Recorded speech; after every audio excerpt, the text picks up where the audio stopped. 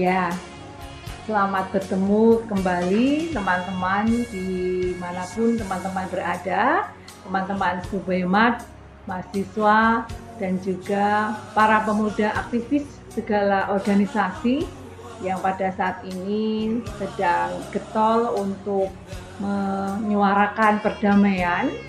Hari ini saya bersama dengan Patrick Valdanusarwom juga ingin berbincang bagaimana kita mendengungkan perdamaian, khususnya perdamaian yang ada di Papua. Baik, halo Patrick, apa kabar? Baik sekali, luar biasa, puji Tuhan. Ya, saat ini saya bersama Patrick akan berbincang berkaitan dengan budaya perang di Papua. Itu sebuah tradisi otentik atau rekayasa. Jelas kalau rekayasa kita akan merujuk pada zaman kolonialisme, zaman peperangan. Mungkinkah ini menjadi salah satu trik bagi kolonial yang menjajah Indonesia pada waktu itu? Ya, sebelum kita masuk ke bab atau pembicaraan lebih dalam, kita akan berbincang berkaitan dengan kehidupan Patrick sebagai seorang mahasiswa dan pemuda yang jauh sudah pergi dari daerah asalnya ke Yogyakarta. Ya, sudah berapa lama di Yogyakarta? Tuhan, ini nanti tanggal 14 September baru tepat 4 tahun. Ya, sudah hampir akan 4 tahun ya. Apa yang dirasakan sudah menikmati air dan udara di Yogyakarta? Pastinya mendapatkan keluarga baru, mendapatkan pengalaman baru. Tapi yang paling bagi saya sendiri itu hal yang dapatkan di Yogyakarta tuh menemukan banyak wawasan baru dengan banyak melihat dan membaca situasi maupun juga mendapatkan buku-bukunya. Buku-buku ya, baik ya. Bagaimana toko-toko buku di Sorong, bisa digambarkan seperti apa? Buat teman-teman yang belum pernah ke Sorong bisa membayangkan. Oh ya, kalau di Sorong juga ada Gramedia, tapi kalau di Yogyakarta perbedaannya ya, perbedaan tuh di Yogyakarta tuh sudah ada Gramedia dan banyak, bukan hanya satu Gramedia.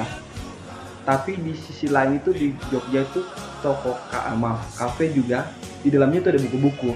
Jadi kita sambil ibaratnya basa-basi, santai, tapi juga begitu. ada kita bisa baca buku gitu, bisa baca buku, menggali ilmu dan sebagainya. Wawasan itu yang sangat menarik. Jadi sentuhannya berbeda ya, kafe bukan tidak di ruang-ruang formal aja, tapi di ruang-ruang yang ibaratnya seperti hal-hal yang menarik itu bisa dibahas dalam situ dengan membaca buku, habis diskusi sebagainya.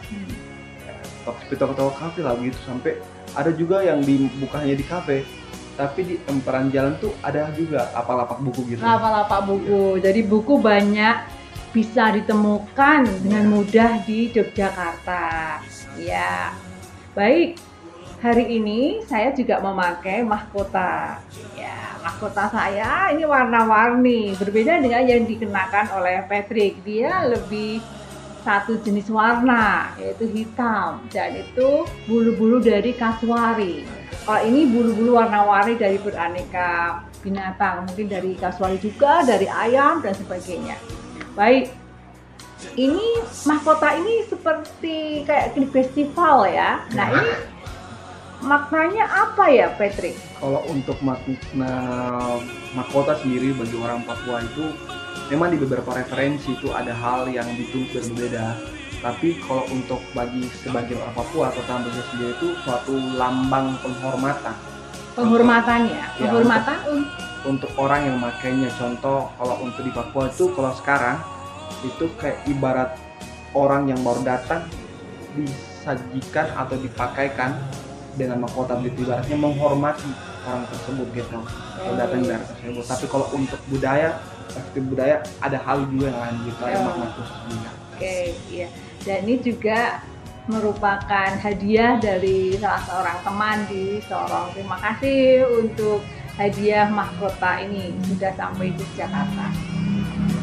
Ya, baik. teman-teman dimanapun teman-teman berada, saat ini ada tulisan Patrick yang menarik, yaitu budaya perang di Papua itu sebuah tradisi otentik ataukah sebuah rekayasa kolonial.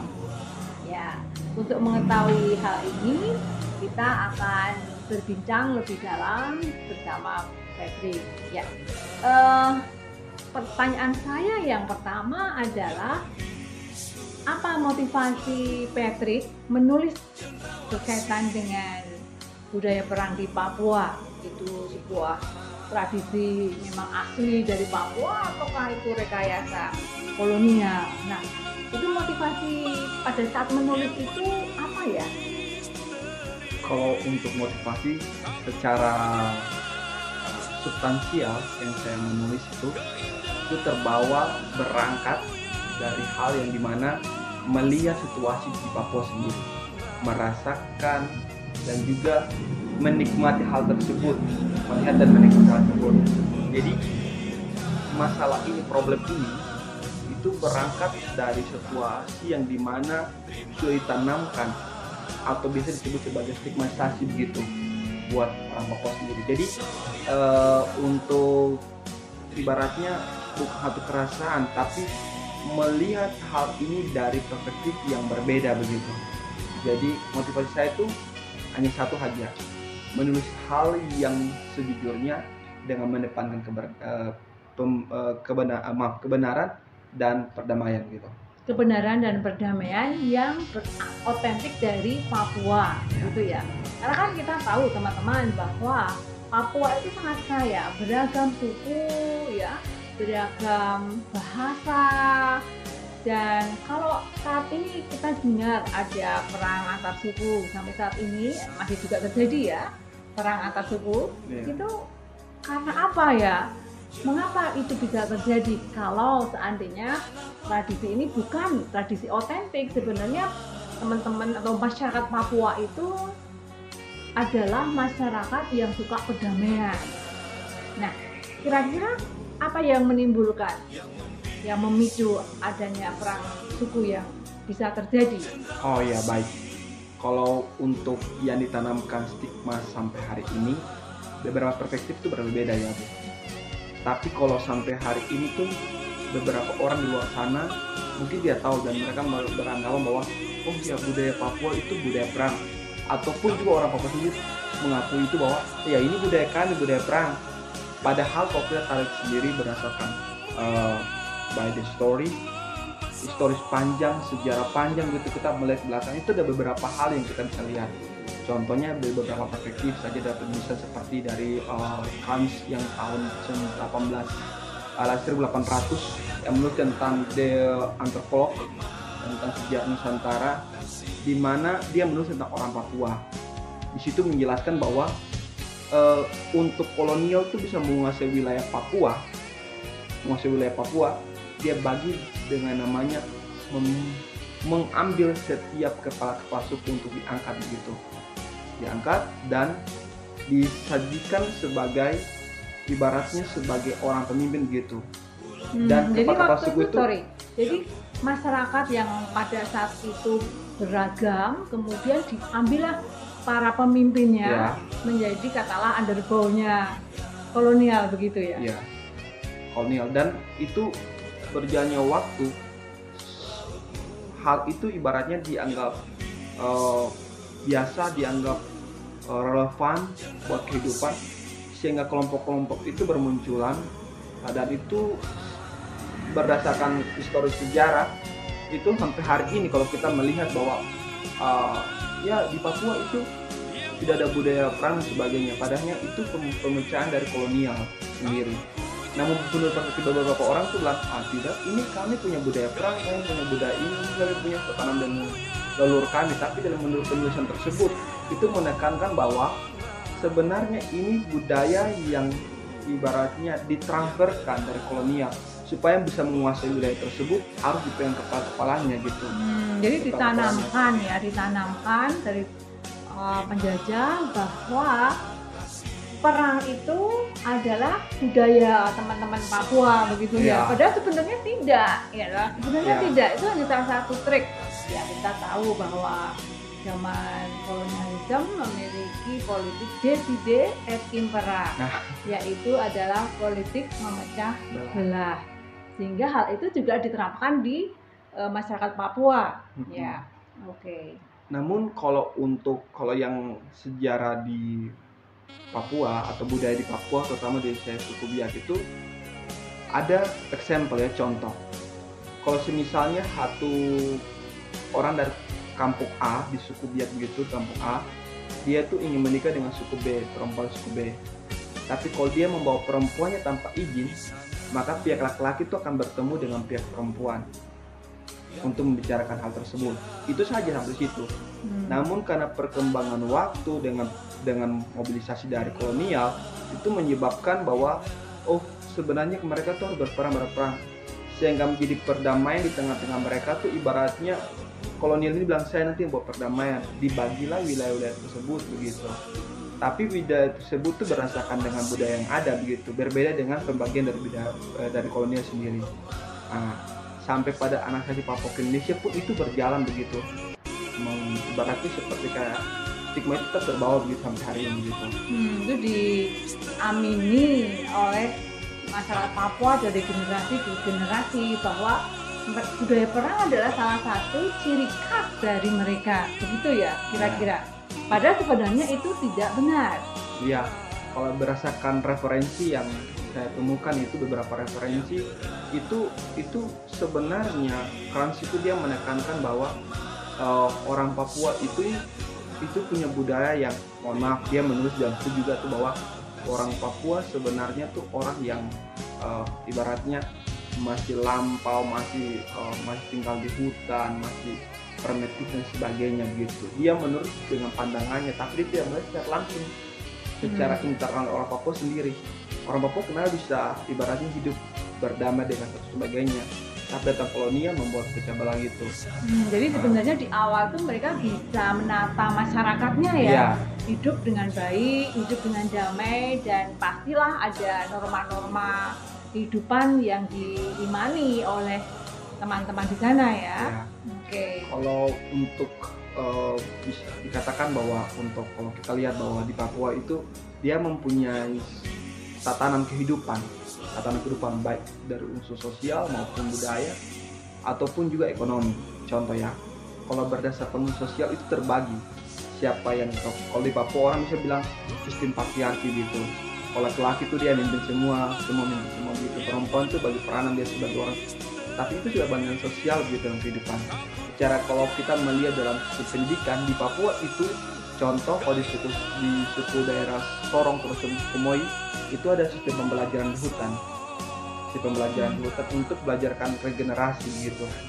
Regenerasi yang harus mereka belajar kehidupan di hutan beberapa tahun baru habis itu mereka kembali lagi gitu. Ibaratnya mereka punya pengalaman di hutan sebagainya. Tetapi dari hal itu ibaratnya menanamkan dalam jiwa manusia Papua bahwa sebenarnya budaya saya tahu gitu tentang ini. Tapi kalau untuk budaya perang yang secaranya tetap emosional itu saya rasa ini tidak sesuai, apalagi dengan banyak-banyak kita melihat referensi gitu. Kenapa saya bilang referensi yang ditulis itu tidak pernah benar? Karena mereka bilang kita bangsa primitif, bangsa yang suka berperang dan sebagainya. Itu tidak benar. Kenapa? Karena satu hal, mereka menulis dari pandangan mereka, bukan pandangan kita. Perspektif mereka, ya. Pandangan mereka bukan pandangan kita. Dan perspektif mereka itu seolah-olah memojokkan ya, gitu. Memojokkan masyarakat Papua bahwa mereka itu primitif, bahwa mereka itu tidak punya tatanan dalam kehidupan. Padahal sebenarnya ada tadi suku Moi, ada model pendidikan. Meskipun itu dibawa ke hutan, tapi kan itu mendekatkan dengan alam. Bagaimana regenerasi terjadi di sana, begitu ya. Dan kalau selain daripada itu, kalau kita melihat bahwa sistem pangan dan sebagainya, orang Papua sudah punya tatanan pangan yang sangat ibaratnya sudah bisa dikatakan itu hal yang membuat kehidupan bisa berkelanjutan. Contoh di orang Papua itu mereka bukan hanya meramu tapi bertanam seperti ubi-ubian gitu. Jadi Waktu itu sebuah panen juga, ketahanan ya, iya, sistem ketahanan pangan pangan sudah ada yang gitu. sudah dipikirkan oleh masyarakat waktu itu ya. Iya betul sekali. Tapi dalam penulisan yang saya paparkan juga itu, di situ saya juga mengerankan kenapa sampai ada muncul beberapa data dari beberapa data seperti contoh kemarin itu ada dari BPS sendiri menjelaskan bahwa Papua itu daerah miskin dan sebagainya. Miskin dan seperti apa ini? Pandangan apa ini? Iya. Contoh ya, kalau di Papua itu orang itu bisa makan daging, ikan dan sebagainya. Mereka bisa makan, bisa kalau mau ambil ikan ada ikan di sungai, kalau ambil daging ada di hutan. Kalau mau untuk mengambil bibit ada ubian gitu dan terpenuhi gitu mereka punya kehidupan. Tapi dalam pandangan bisa dikatakan modernisasi itu mereka katakan begini, tidak mampu membeli satu baju dalam setahun saja dikatakan miskin. Karena standar yang dipakai itu berbeda. Beda gitu. Dan itu ibaratnya saya melihat bahwa ini rentetan dari adanya budaya kolonialisme yang ditanamkan begitu, dengan memojokkan satu, kalau kamu tidak ikut modernisasi kamu terbelakang, kalau kamu tidak ikut perkembangan kamu terbelakang gitu. Padahal tidak, kedua hal sisi ini tidak terbelakang, dia satu. Bukan berarti kita harus menyampingkan modernisasi, tidak, tapi dia ibaratnya kayak dua mata logam terpisah dan bersatu. Contoh misalnya kenapa budaya-budaya seperti budaya tarian, budaya nyanyian itu harus ditampilkan dengan cara menginput ke media sosial, ke teknologi gitu, jadi itu terpisahkan. Tapi kalau bicara tentang pakaian, tidak mau membeli pakaian, itu kan saya rasa data yang sangat tidak valid begitu. Ya. Memang saat ini kalau kita menghitung kesejahteraan manusia, kita punya Human Development Index, yaitu indeks pembangunan manusia, di mana itu ada standar-standar tertentu yang sudah dikeluarkan ya, seperti makan, income dan sebagainya. Kalau tidak sesuai dengan Human Development Index seperti ini, maka dia adalah di luar ya. Artinya tidak sesuai dengan pembangunan manusia seutuhnya. Nah, itu ada perspektif lain ya, perspektif lain ya. Kalau dalam SDGs juga Sustainable Goals itu dijelaskan bahwa di situ berpihak pada masyarakat yang menghidupkan masyarakat yang miskin begitu. Kalau dalam kita punya konstitusi mungkin pandangannya beda. Konstitusi kita kan ada hal yang sangat besar, mencerdaskan kehidupan bangsa dan memelihara fakir miskin begitu. Tapi kalau untuk hal itu mungkin sangat berbeda. Tapi kita bicara tentang bagaimana sistem kolonialisme itu terjadi sampai sekarang rentetannya. Sampai sekarang stigma itu yang dipiarakan. Kayak tadi kita bicarakan tentang budaya perang. Ya, budaya perang itu bukan budayanya orang Papua. Tetapi kenapa ditahankan? Contoh kayak kemarin kasus pesta politik, kubu A dan kubu B itu saling berperang. Bukan hanya berperang secara fisik, tetapi secara psikologi juga berperang begitu. Dimana, saya harus menangkan ini, sehingga tidak saling bertemu. Kalau bahasanya begini, pertemuan akal sehat dan hati nurani tidak bertemu, artinya bentrok begitu. Dan disitu bilang dijadikan, budaya perang ini saya harus bunuh yang satu, saya harus bunuh satu. Padahal tidak, itu bukan budaya orang Papua, tapi kan budaya yang diinput dari kolonial begitu, untuk saling membunuh dan sebagainya gitu. Dengan tadi seperti perspektif dari beberapa referensi dan Kans yang menjelaskan bahwa orang Papua bermain sebagainya, itu kita menginput mengiyakan sebenarnya saya itu punya budaya perang, akhirnya kita saling membunuh begitu, tidak ada perdamaian. Ya, ini sebenarnya sebuah pemikiran yang mendobrak bahwa budaya perang yang ada di masyarakat Papua itu bukan tradisi yang otentik. Itu sebenarnya sesuatu yang ditanamkan oleh kolonialisme gitu ya, supaya penjajah itu bisa hadir nampak seperti juru damai, begitu ya kira-kira ya. Sehingga ada satu rekonstruksi berpikir yang dipaparkan oleh Patrick pada saat ini, bahwa jangan mengamini bahwa perang antar suku itu di Papua sebuah budaya mereka. Itu sebenarnya bukan budaya mereka, itu diciptakan oleh merujuk pada kolonialisme tadi ya, nilai-nilai kolonialisme, supaya penjajah itu bisa tampil sebagai juru damai saat itu. Ya, sebuah pendapat yang luar biasa untuk mendobrak dan menggaungkan perdamaian. Benar sekali Bu, mohon maaf. Kalau kita melihat sekarang di Papua sudah DOD, sekarang sudah 6 provinsi di Papua. 6 provinsi. 6 provinsi. Tapi kalau 6 provinsi ini sekarang itu orang Papua sudah bilang lagi, saya orang Papua, ada bilang saya Papua Papua A, Papua C, Papua contoh Papua Barat Daya, Papua Selatan, Papua Pegunungan Tengah, Papua itu kan ibaratnya memecah-mecahkan gitu. Tapi bukan berarti kita menyampaikan hal itu.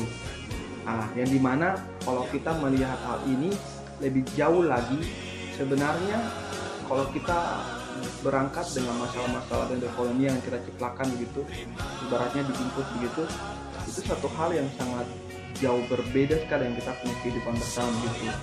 Ya, kita tidak membedakan satu dengan lainnya, tapi kita hidup bersama begitu. Yang bagaimana kita mendepankan kalau dalam perspektif atau dalam bahasa bahasa kolonial, bahasa Belanda bilang gini, under the plug, di bawah kendali atau di bawah pengaruh. Sebenarnya kita kayak begitu, sehingga kita ngomongnya itu bilang gini, saya tidak pusing dengan masalahmu, kamu kan Papua ini, atau bilang kamu kan bukan orang Papua, kamu sebagai itu kan perspektif dari kolonial begitu. Atau uplanding manuver, mengalihkan perhatian, sehingga kita melihat bahwa selama ini yang terjadi adalah kita punya masalah gitu. Masalah kita tuh masalah perang. Jadi budaya kita budaya perang, saya menunjukkan perang. Padahal itu bukan, itu diciptakan, bukan dilahirkan. Dilahirkan tuh kita punya kehidupan yang ibaratnya dari generasi ke generasi tuh tetap dipelihara, yaitu kehidupan bersama, tatanan kehidupan, tatanan sosial, dan juga tatanan bagaimana bisa melihat menjaga wilayah. Di Papua itu sistem pembagian wilayah itu bukan berdasarkan kita bilang mohon maaf seperti kayak di administrasi negara, bukan, tapi berdasarkan marga atau berdasarkan suku itu mempunyai marga, dan suku itu ada pembagian. Kalau sukunya di dalamnya tuh ada marga ini punya dusun, punya wilayah, punya apalagi kalau sekarang mohon maaf ya, kita kalau menyinggung lagi sekarang itu di Raja Ampat akhir-akhir ini tuh ada kasus tentang tambang nikel yang sangat besar sekali itu, sehingga baru hari ini tuh ibaratnya kayak semua orang tuh mau bersatu gitu, mau bersatu. Ya kita harus menyuarakan hal ini. Ya selama ini tuh kita sudah diciplakan oleh kolonial gitu, bukan dari luarnya. Ya, jadi untuk perbincangan kita pada hari ini adalah suara perdamaian. Jangan sampai mudah dipecah belah oleh sistem yang ada. Meskipun sistem itu juga mempunyai tujuan yang baik, tetapi jangan sampai itu membatasi pemikiran kita bahwa saya adalah Papua A, saya Papua B, Papua C berdasarkan wilayah. Tapi ini adalah sebuah seruan bagaimana ini adalah kehidupan kita bersama, bukan masalah wilayah A, wilayah B, dan wilayah C. Begitu ya, Patrick, kira-kira perbincangan pada hari ini ya. Benar ini sekali. Sebuah kerinduan dari putra daerah yang memang daerah ini sangat kaya teman-teman, sukunya banyak sekali, kemudian juga potensi alamnya juga banyak sekali, sehingga tidak bisa dipungkiri banyak orang mengincar daerah ini ya, sehingga saat ini Patrick sebagai putra daerah sekali lagi ada kerinduan untuk menyuarakan sebuah perdamaian, bahwa perang itu bukan budaya kita, bukan budaya orang-orang Papua, tetapi itu adalah sebuah stigmatisasi dari kolonialisme.